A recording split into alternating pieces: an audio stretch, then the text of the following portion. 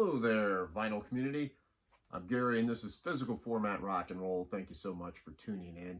So today, I just wanted to talk a little bit about an album that was actually released on the last record store day, the Black Friday one that they had. Uh, so I know it's already been out for a while, but it took me a while to pick it up, and I just wanted to bring it to everybody's attention a little bit. It is this gem. This is Aerosmith. The road starts here. Notice how they spell here.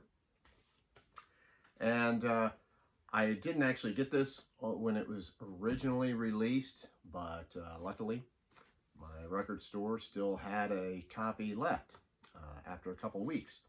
And what this is, if you're not familiar with it, is this is a recording that was done in 1971 by Aerosmith.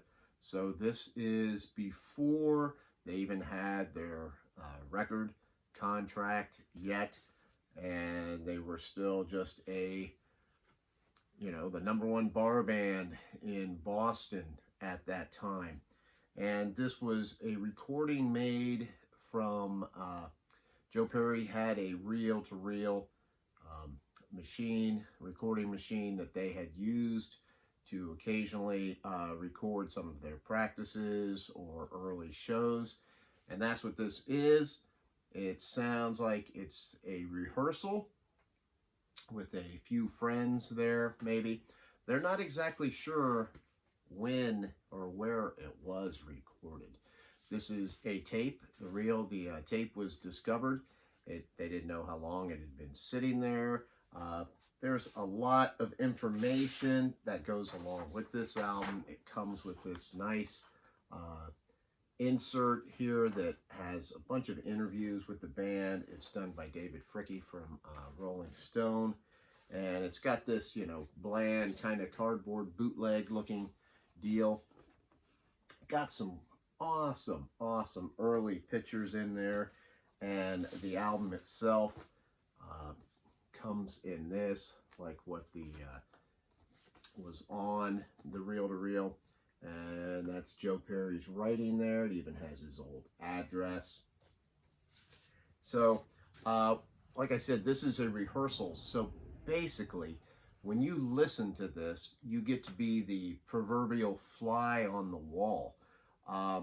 If you are a Aerosmith fan who likes the earlier Aerosmith, the best Aerosmith in my opinion, the 70s, then boy, this is an album. If you can still find a copy of this out there, I definitely would recommend picking it up.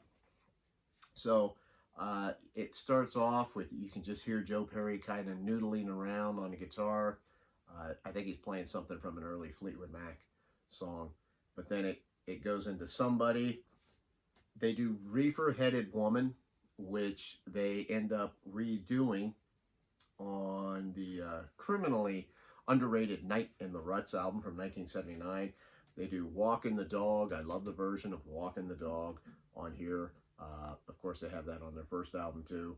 They do Moving Out, Major Barbara, which is a song that would end up showing up on their Classics Live album that they put out like around 1986. They do a version of that there, but this is an original version. They do an early version of Dream On, which has some changes in it. It doesn't quite sound exactly like the Dream On that we remember. And then, of course, they do Mama Kin. And, these are very raw recordings. They're very loose. There's some mistakes going on in parts of this song, in parts of these songs. It's not well polished. You'll be kind of surprised, I think, when you hear that early version of Dream On. As far as the sound quality itself, it was actually better than what I anticipated. So like my very good friend Aaron Mutha Alamare has VCLT'd me a few albums that are like this, that he finds these like bootleg kind of albums that are basically FM broadcasts or whatever. And they usually sound pretty good. Actually, I love them. He sent me a handful of them, and gosh, they're fantastic. Now, sound quality, they're not quite up to par as your regular, studio recorded album, professionally recorded. But these sound pretty good. He's got me a Ramones one that sounds great. And I would put what this sounds like, this Aerosmith album, uh, similar to those, but maybe just a slight step lower.